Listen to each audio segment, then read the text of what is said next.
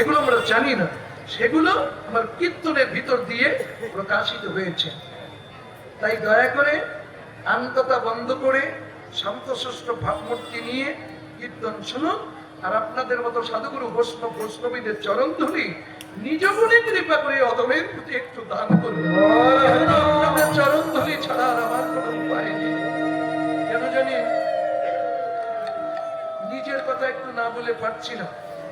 আমি তখন অনেক ছোট, আজকালকার রমেশও বলতে পারবে না। এত ছোটবেলায় আমি কীর্তন গাইতে এসেছিলাম এই আসরে। একদিনের ভিতরে আমার 3 বার গান গাইছিল আমার জীবন। ওই বাচ্চা হরিদাস বলে না সবাই, এই দক্ষিণ এলাকায় সব বলে বাচ্চা হরি। বাচ্চা বেলায় থেকে আমি কীর্তন গাই। এই জায়গাটা, এখানে কীর্তন গাইতে এলে এরা যদি আমার 40,000 টাকাও দেয়, তা আমার মনে হয় আমার 2,000 টাকা আমার পকেটে থাকে না। কেননা আমি যেখান থেকে গাইতে এসছি, আবার যেখানে ফিরে যাবো এই গান গিয়ে, এই যাতায়াত খরচ আমার নিজের গাড়ি, তথাপিও আমার কিচ্ছু থাকে না। তবু আসি কেন না, এই জায়গাটায় আমার অনেক পুরাতন স্মৃতি লুকিয়ে আছে। আপনাদের মতো ভক্তের আশীর্বাদে, সেই যে প্রথমবার আশীর্বাদ আমাকে দিয়েছিলেন, সেই আশীর্বাদে আমি এখন আমার মতো একটা মূর্খ ব্যক্তি সারা বাংলাদেশ কেন সারা ভারতের মধ্যে এক নামে সবাই চেনে, ছোট হরিদাস। ছোট হরিদাস বললে সবাই জানে যে সফটি মানুষ। এখনো প্রশ্ন করে যে আপনি এত বড় মোটা মানুষ, এত লম্বা, আপনার ছোট হরিদাস কেন? আমার যে বাইরেটা বড় দেখলে কি হবে, ভিতরটা ছোট আছে, তো তাই ভক্তরা নাম দিয়েছে ছোট হরিদাস। আমার বাবা মা নাম দেয়নি। আমার বাবা নাম রেখেছে হরিদাস, কিন্তু ছোট নামটা লাগিয়েছে ভক্তরা। তাই আপনারাও আশীর্বাদ করেন যে নামটা আমার লেগেছে আমি যেন সারা জীবন ছোট হয়ে থাকতে পারি। তবে কি জানেন, কথা বলতে বলতে বলতে বলতে মানে অনেক সময় উপরে উঠে যায়, কিন্তু সেটা আমার ক্ষমা করে দিয়ে, আগে থাকতে আমি ক্ষমা চেয়ে নিচ্ছি। যে কথা বলছিলাম, সত্যের শ্রীহরি, মায়েরা, সত্যের শ্রীহরি, ত্রেতায় রাম, তারপরে কৃষ্ণ, কলির গৌরাঙ্গ।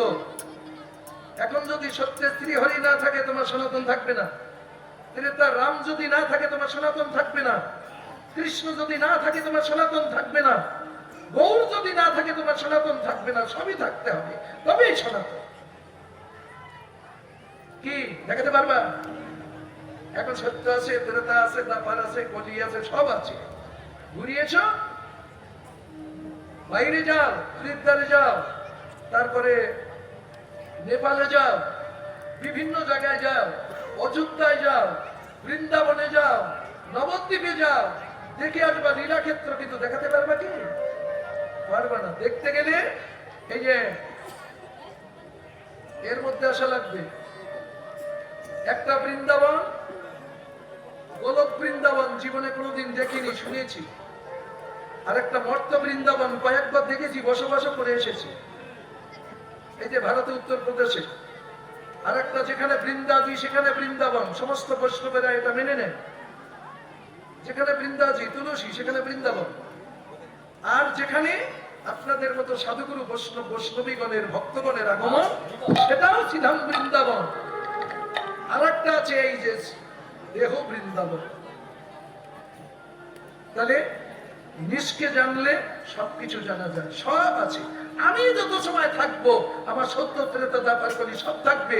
তার জন্য চৈতন্য চরিতামৃত বলেছেন, সত্য ত্রেতা দাপার কলি 4 যুগ জানি, এই 4 যুগে দিব্য এক যুগ মানি।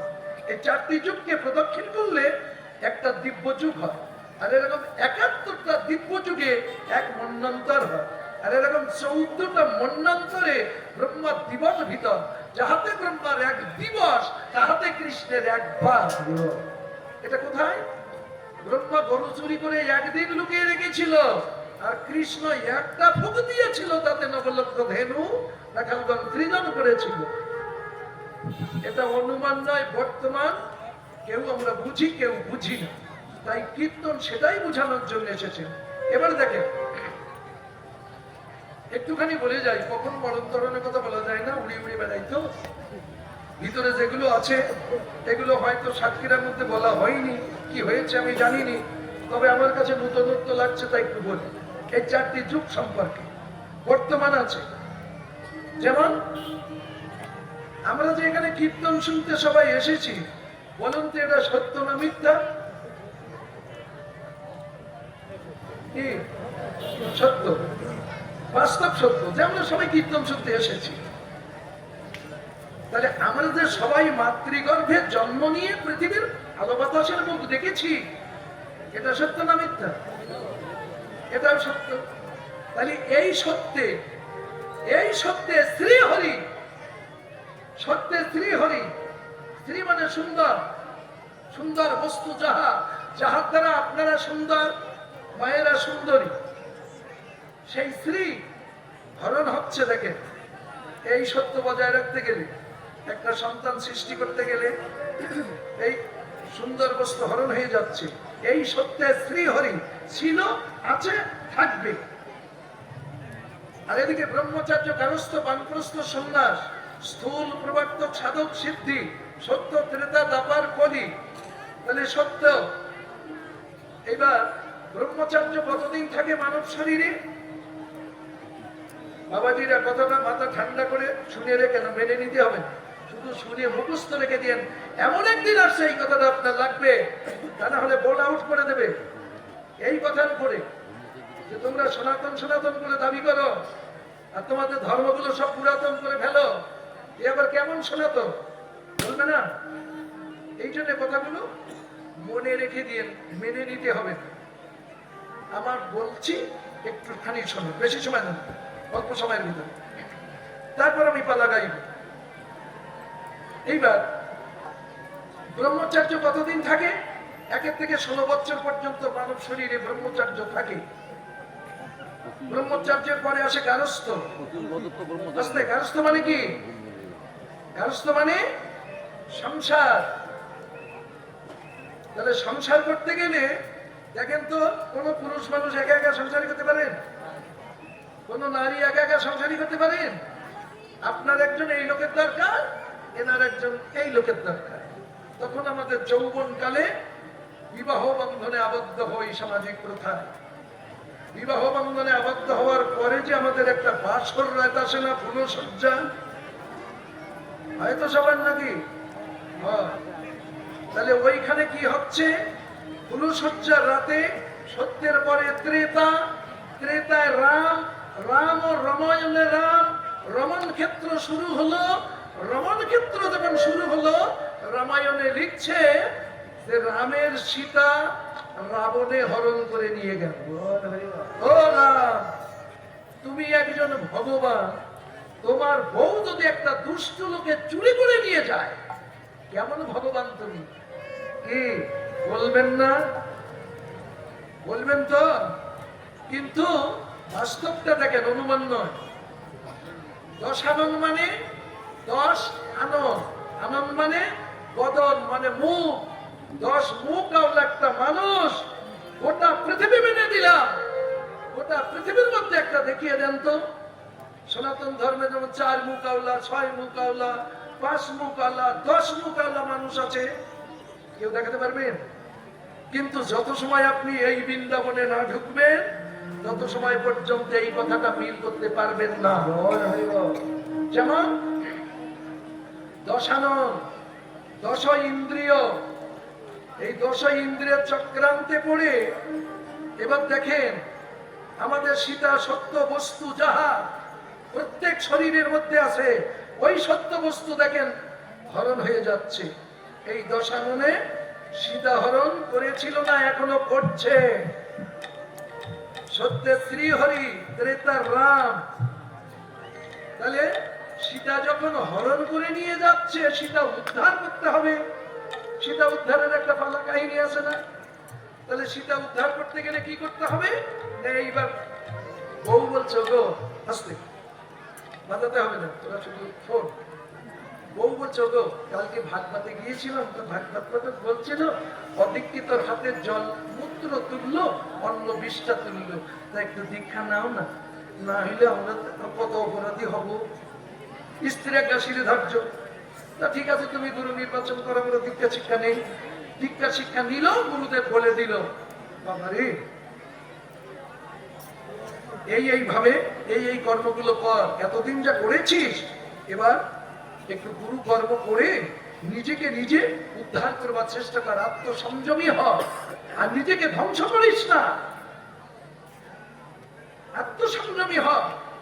তখন গুরুর বাক্য আস্তে আস্তে বুঝে নিজেকে নিজে রক্ষা করবার চেষ্টা করছি। গুরুর কাছ থেকে অনেক কর্মের প্ল্যান পেলাম, পেয়ে তারপরে কি করলাম, নিজেকে নিজে উদ্ধার করবার চেষ্টা করলাম আস্তে।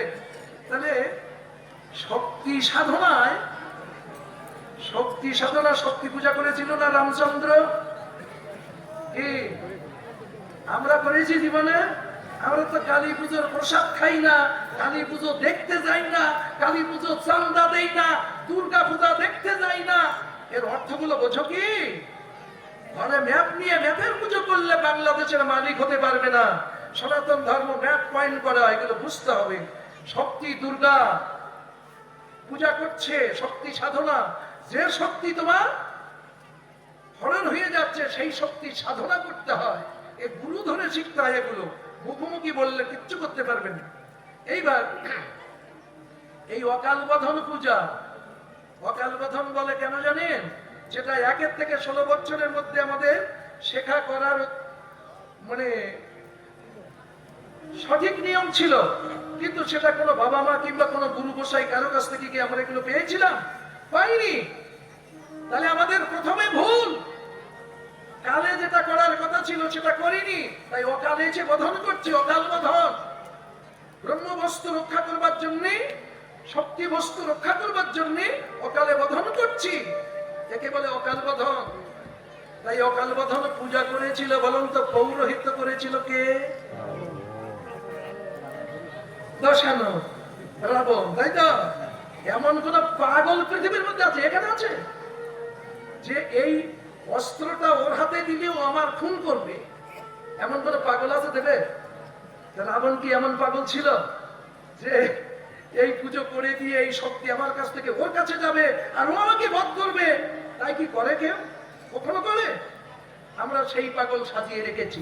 কিন্তু এর বাস্তবতাটা দেখো, যে দশানন তোমার সীতা হরণ করে নিয়ে যাচ্ছে, 10 ইন্দ্রিয়, আজকে গুরুর কাছে দীক্ষা শিক্ষা নিয়ে সেই 10 ইন্দ্রিয় দ্বারা তুমি নিজেকে নিজে উদ্ধার করতে পারবে। সাহায্য যদি করে এরাই করবে, বহির্জগতে কেউ কখনো কোনোদিন করেনি, করে না, করবে। এই জিনিসটা আমরা বাহিরে মিলাতে গেলে জীবনে মিলাতে পারবো? এই আধ্যাত্মিক তত্ত্বগুলো আমাদের জানার দরকার। তাই এবার কেন হাত ক্ষতি করেছে, চোখ ক্ষতি করেছে, কান ক্ষতি করেছে, সব জিনিস ইন্দ্রিয় আমার ক্ষতি করেছে। এইবার এরা যখন ভজন গুরুর কাছ থেকে শিখলাম, গুরু বলছে রেচক কুম্ভক পূরক করিস, তখন কি করতে হবে? পদ্মাসনে বসবি, মেরুদণ্ড সোজা করবি, এই 2 ভ্রু মাঝখানে লক্ষ্য রাখবি, 1 হাত দিয়ে নাক টিপে ধরবি, আর 1 নাকে টান দিবি, তিনি এত সময় ধরে রাখবি, তারপরে এই নাকটা এই হাতটা চেপে ধরে এই নাক দিয়ে আস্তে আস্তে ছাড়বি। বুঝতে পারছেন? তাহলে মন, ইন্দ্রিয়, চোখ, কান সব কাজে লাগছে না? শুধু এটা না, আপনি পূজা করেন, যা করেন, এই ইন্দ্র রিপু ছাড়া কি পাচ্ছেন? তাহলে যারা আমার শত্রুতা করেছে এরাই আমার পৌরোহিত্য করছে, এটাই নগর, আর ওটা হলো অনুমান। এটা বাস্তব, আর এই বাস্তব বড় কঠিন। অনুমানের ধর্ম সনাতন না, সনাতন হলো বর্তমান। তাই আজকে এইবার সীতাকে উদ্ধার করলেন। সত্য বস্তু যেটা ধ্বংস হয়ে যাচ্ছিল তোমার শরীর থেকে, সেই জিনিসটাকে তুমি উদ্ধার করতে পারলে। এইবার ঊর্ধ্বে ধারণ করলে, উদ্ধার মানে ঊর্ধ্বে ধারণ করা, নিজকে নিজে ঊর্ধ্বে তুলে ছেড়ে দিলেও কিন্তু আবার পড়ে যাবে, উপরে তুলে ছেড়ে দিলে আবার পড়ে যাবে। তারপরে কি আসে? দাপার। দাপারে কি? কৃষ্ণ। বলুন তো, এই কৃষ্ণ কারো পেটে ধরা সন্তান? কৃষ্ণ কারো পেটে হয়েছিল? আমরা যেরকম হয়েছিলাম মাতৃগর্ভে, কৃষ্ণের বেলা কি এরকম নাড়ি টাড়ি কাটতে হয়েছিল? ধরনী ছিল? বুঝতে পেরেছেন তো? অনেক জায়গায় খাত আছে, কিন্তু এগুলো নিজকে দিয়ে বুঝতে হয়। এইবার কৃষ্ণ হলো অজনী সম্ভবা, তিনি হলেন সাধ্য সাধনার বস্তু। কৃষ্ণ কোন ব্যক্তি নয়, কৃষ্ণ একটা শক্তি।